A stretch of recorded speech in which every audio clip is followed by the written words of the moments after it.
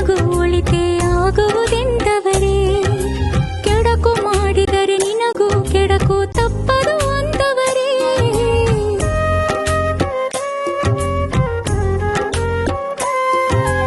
ಏನು ಕೊಡುವೆಯೋ ಅದನ್ನೇ ನೀನು ಪಡೆಯುವೆ ಎಂದವರೇ. ಬಿತ್ತಿದ್ದನ್ನೇ ಬೆಳೆಯುವೆ ನೀನು ಎಚ್ಚರ ಎಂದವರೇ. ಒಳ್ಳೆಯ ಕರ್ಮವ ಪಡೆಯ